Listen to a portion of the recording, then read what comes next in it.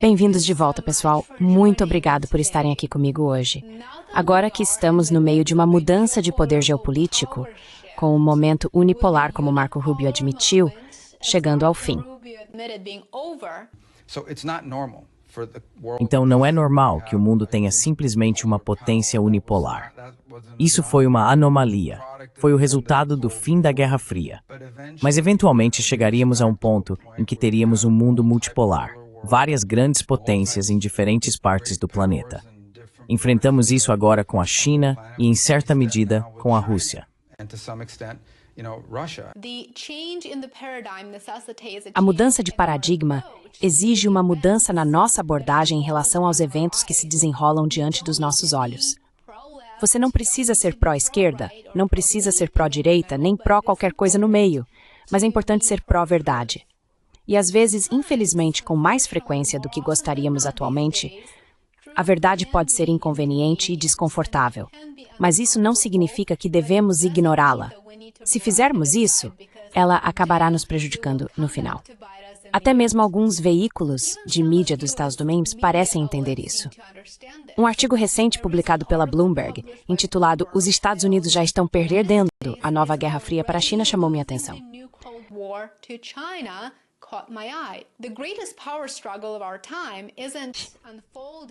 A maior disputa de poder do nosso tempo não está acontecendo em um campo de batalha, pelo menos ainda não. Trata-se de uma rivalidade global latente entre as duas grandes potências mundiais, os Estados Unidos e a China. E apesar das conversas duras e das tarifas, apesar dos exercícios militares e da pressão diplomática, a verdade desconfortável é a seguinte: os Estados Unidos podem já estar perdendo a nova Guerra Fria. Aliás, essa não é uma rivalidade repentina. Já em 1989, o estadista chinês Deng Xiaoping alertava sobre uma futura Guerra Fria com os Estados Unidos. Mas então, em 2017, Donald Trump tornou isso oficial. Ele declarou a China como, abre aspas, um concorrente estratégico. E desde então a disputa já se intensificou, economicamente, militarmente e, claro, ideologicamente.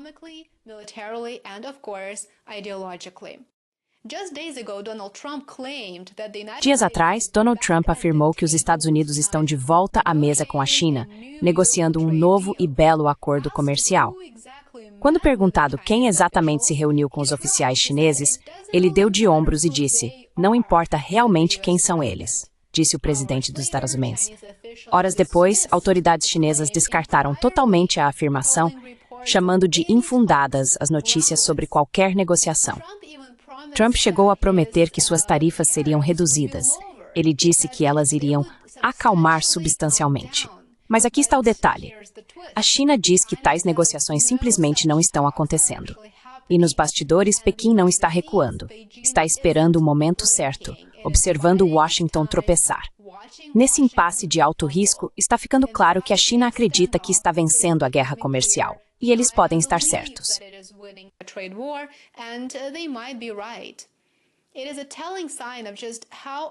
Isso é um sinal revelador de como os Estados Unidos estão fora de sintonia com seu suposto adversário e de como a China sente pouca urgência em sentar à mesa de negociações.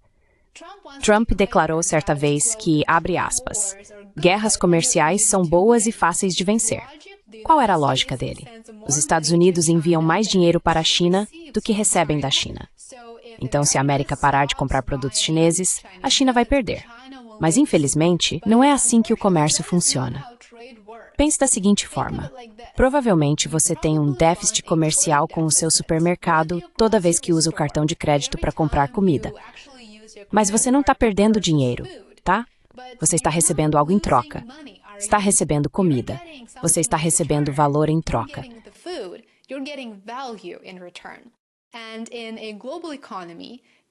E em uma economia global, os produtos da China são muito mais críticos para os Estados Unidos do que o nosso dinheiro é para eles. Desculpe dizer isso. Minerais eletrônicos, produtos farmacêuticos, coisas que não conseguimos facilmente em outros lugares e que realmente não conseguimos produzir aqui, porque nossas políticas falharam em criar uma base industrial antes de nos cortar dos bilhões de dólares em produtos que precisamos e usamos diariamente. Pegue os minerais de terras raras, por exemplo. A China acabou de cortar as exportações de componentes vitais usados em smartphones, veículos elétricos e até drones militares. Esses minerais alimentam tudo, desde baterias da Tesla até sistemas de mísseis dos Estados Unidos. Um especialista chegou a alertar que levaria aos Estados Unidos, segundo ele, de 10 a 15 anos para construir uma cadeia de suprimentos livre da China.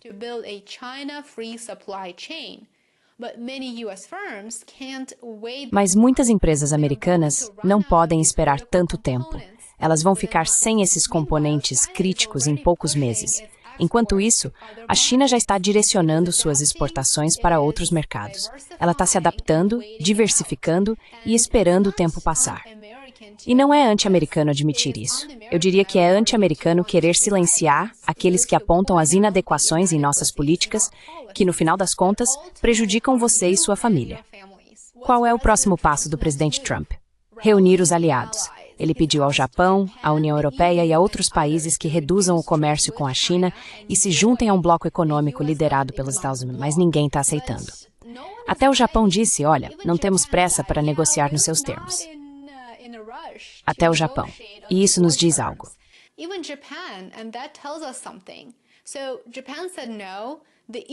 Então, o Japão disse não, a União Europeia disse que não vai se desvincular da China. E por quê? Bem, porque eles também dependem de produtos chineses e viram Trump rasgar acordos comerciais e impor tarifas à Europa também, sem aviso prévio. Para eles, os Estados Unidos já não parecem mais um parceiro estável e o presidente Trump nem sequer esclareceu. Ele não explicou claramente o que quer da China, além de esperar que um déficit comercial de décadas desapareça magicamente. E é aqui que a questão fica realmente política. Na China, Xi Jinping não enfrenta eleições. Ele pode, de fato, suportar dificuldades econômicas sem medo de perder o poder.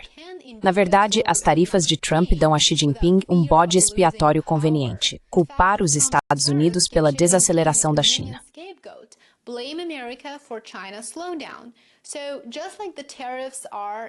Assim como as tarifas são um presente para as nações do BRICS em geral, como foi discutido na minha recente entrevista com um especialista em BRICS, as tarifas, na verdade, também são um presente para a China. Nos Estados Unidos, é uma história diferente, claro. A aprovação de Trump em relação à política econômica acaba de atingir um recorde negativo. Agora está em 37%, de acordo com a Reuters. E o verdadeiro prejuízo ainda nem começou. Os varejistas ainda estão trabalhando com o estoque que compraram no início do ano, pois tentaram antecipar as compras para mitigar o risco das tarifas. Mas em breve, os preços vão disparar. As cadeias de suprimentos já estão se rompendo. Houve uma queda de 60% nos embarques de carga com destino aos Estados Unidos, como compartilhei no meu vídeo recente.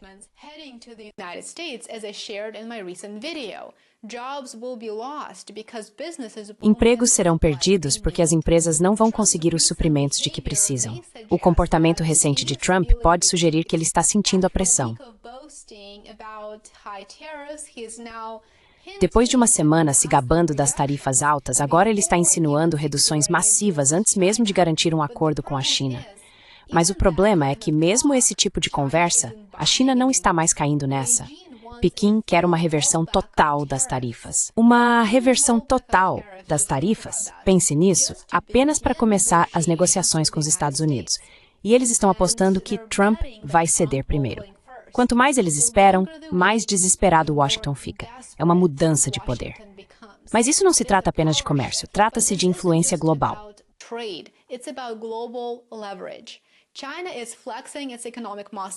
A China está mostrando sua força econômica, demonstrando que pode usar as cadeias de suprimentos a seu favor, algo que alguém na Casa Branca deveria ter sido competente o suficiente para admitir estar ciente antes de impor uma tarifa de 145% sobre produtos chineses. Os Estados Unidos estão mostrando que não conseguem reunir aliados, como é o caso da União Europeia e do Japão, e nem conseguem manter um discurso consistente. Se isso continuar, os Estados Unidos correm o risco de ceder a liderança econômica não apenas para a China, mas para um mundo que vê a América como imprevisível e reativa, e, portanto, pouco confiável. E podemos realmente culpá-los? Aqui nos Estados Unidos, as pessoas sentem o mesmo. Não é uma estratégia vencedora. A China não está apenas resistindo às tarifas de Trump, está superando-o. Uma guerra comercial que antes era chamada de fácil de vencer. Está se mostrando mais tarde como uma lenta derrota estratégica.